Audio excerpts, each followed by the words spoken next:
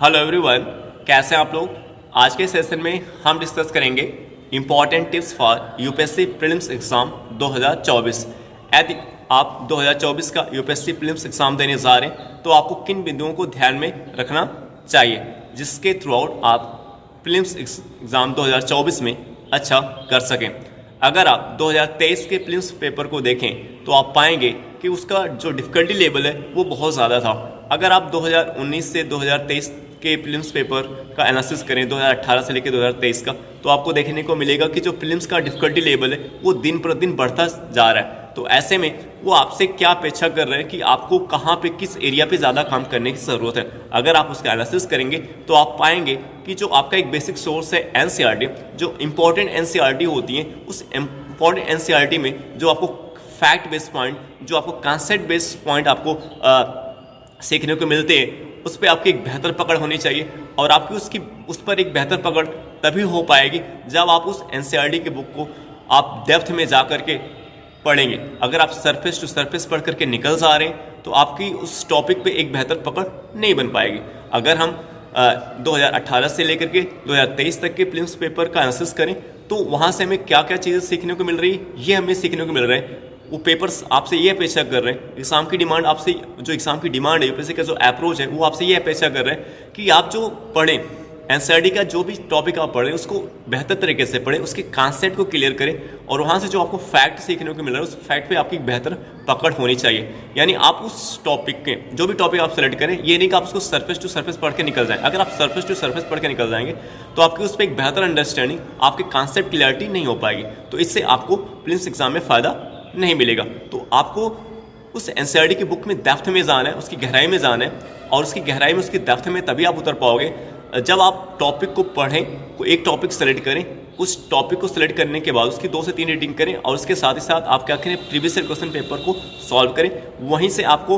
उस एग्जाम के अप्रोच को सीखने को मिलेगा कि कैसे आप उसके डेप्थ में जा करके कैसे आपको पढ़ना है। वो प्रीवियस ईयर क्वेश्चन पेपर आपको उस एनसीईआरटी के बुक के अंदर आपको डेप्थ तक लेकर के जाएगा। तो साथ ही साथ आपको अपने साथ प्रीवियस ईयर क्वेश्चन पेपर रखना है और उसको आपको सॉल्व भी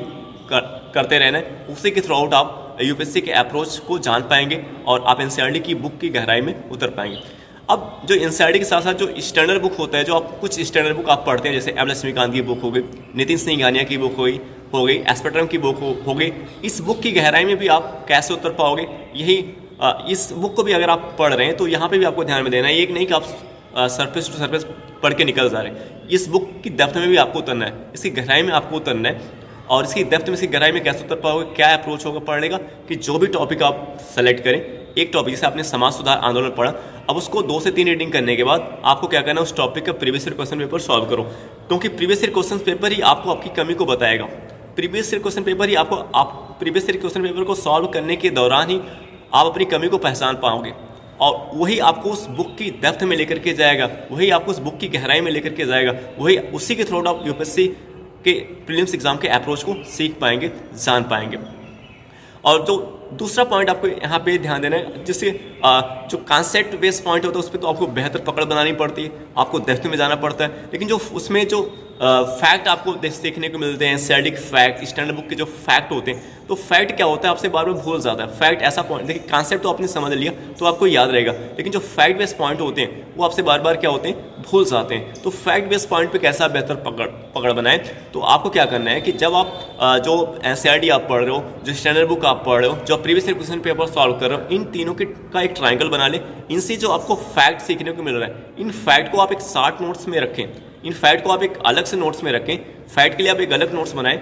शॉर्ट नोट्स के रूप में उसको रखें, और ताकि उस पर एक एक्स्ट्रा समय दें और उसको बार बार रिवीजन करते रहें। क्योंकि फैक्ट पे आपकी बेहतर पकड़ तभी बनेगी, सभी फैक्ट आपके दिमाग में अच्छी तरीके से तभी बैठेंगे जब आप उसके लिए इस प्लान से चलोगे, इस स्ट्रैटेजी से चलोगे कि जो फैक्ट है उसके लिए आपकी अलग शॉर्ट नोट्स होनी चाहिए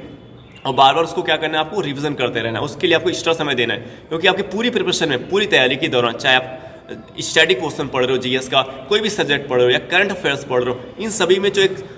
पॉइंट आपको परेशान करता है, जो आपसे बार बार भूल जाता है, वो तो फैक्ट बेस्ड पॉइंट। तो फैक्ट बेस्ड पॉइंट के लिए क्या स्ट्रेटजी है, इसके लिए आप एक शॉर्ट नोट्स रखें और उसको बार बार उसका रिवीजन करते रहें। क्योंकि जब आप प्रीलिम्स के पेपर को देखेंगे, एक क्वेश्चन के अंदर 4 स्टेटमेंट रहते हैं और उसमें बहुत ज़्यादा स्टेटमेंट फैक्ट बेस्ड पॉइंट पे रहते हैं। तो फैक्ट बेस्ड पॉइंट आपको जब याद रहेगा आपको जब याद रहेगा तभी आप उस क्वेश्चंस को सही कर पाएंगे, और जब आपको याद ही नहीं रहेगा तो फिर आप क्वेश्चन आपका क्या होगा, गलत हो जाएगा। तो फैक्ट बेस्ड पॉइंट आपके दिमाग में कैसे अच्छी तरीके से बैठेगा आपके माइंड में, कैसे अच्छी तरीके से आपके दिमाग में बैठेगा, उसके लिए क्या स्ट्रेटजी है, उसके लिए आप एक अलग शॉर्ट नोट्स बनाएं और बार बार उस शॉर्ट नोट्स का क्या करते रहें, रिविजन करते रहें।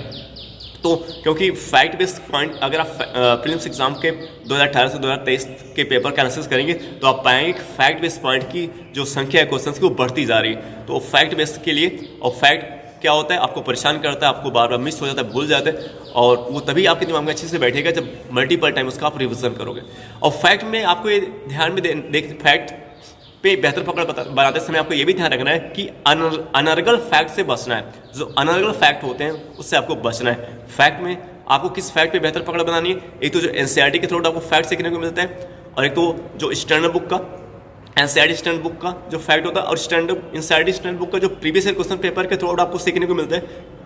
कि किस प्रकार के फैक्ट आपके लिए इंपॉर्टेंट है, किस प्रकार के फैक्ट पूछे जा सकते हैं। वो आपको प्रीवियस ईयर क्वेश्चन पेपर जब सॉल्व करते हो उसके थ्रू आपको जानने और सीखने को मिलता है। तो जो प्रीवियस ईयर क्वेश्चन पेपर के थ्रू आपको सीखने को मिल रहा है कि एनसीईआरटी के किस प्रकार के फैक्ट ज़्यादा इंपॉर्टेंट है, स्टैंडर्ड बुक के किस प्रकार के फैक्ट इंपॉर्टेंट है, और साथ ही साथ जो previous year question paper solve करे उसके जो फैक्ट आपको वहाँ से सीखने को मिलते हैं, इन सब फैक्ट पे भी आपको बेहतर पकड़ बनानी है। ये इंपॉर्टेंट फैक्ट होते हैं, ये ओरिजिनल फैक्ट होते हैं जहाँ पे आपको काम करने की जरूरत है। तो ओरिजिनल फैक्ट आपका कहाँ का हो गया, एनसीईआरटी का, स्टैंडर्ड बुक का और प्रीवियस ईयर क्वेश्चन पेपर का। और एनसीईआरटी के स्टैंडर्ड बुक का फैक्ट में किस प्रकार के फैक्ट पे आपको ज़्यादा काम करना है, जो आप प्रीवियस ईयर क्वेश्चन पेपर को सॉल्व करते हैं उसके थ्रू आपको सीखने को मिलता है कि इस टाइप के फैक्ट एग्जाम में पूछे जा सकते हैं।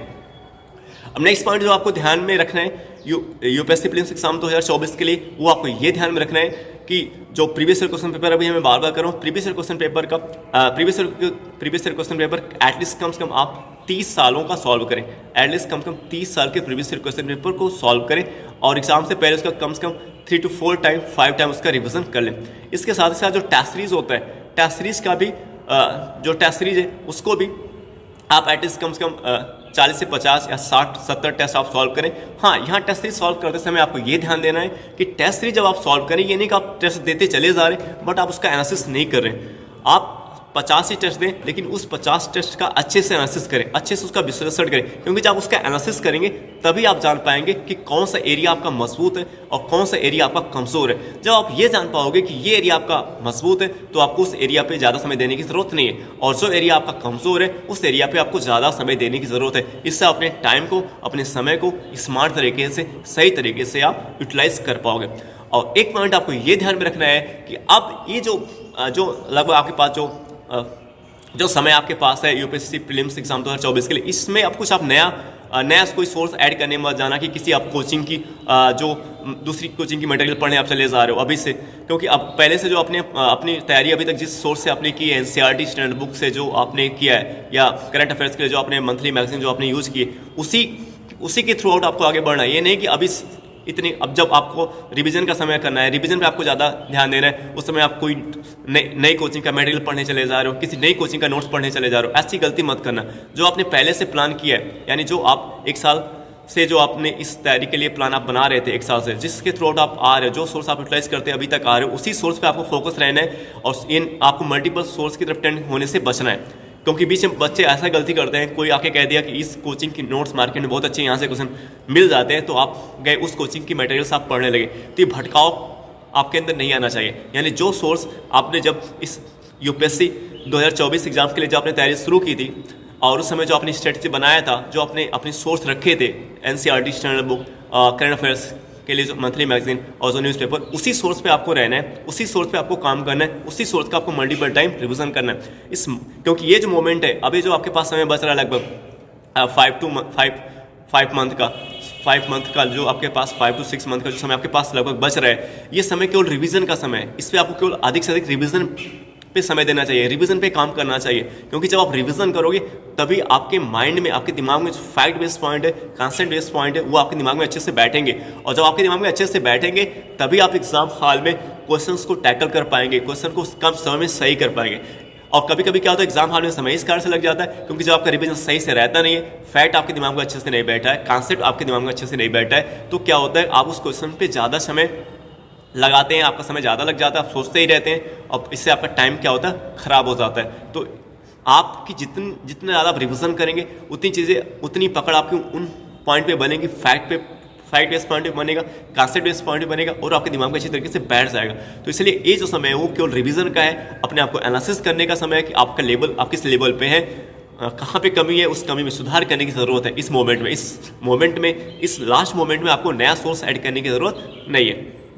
यदि आप इन बिंदुओं को ध्यान में रखते हैं तो आप यूपीएससी प्रीलिम्स एग्जाम 2024 को आसानी से क्लियर कर सकते हैं।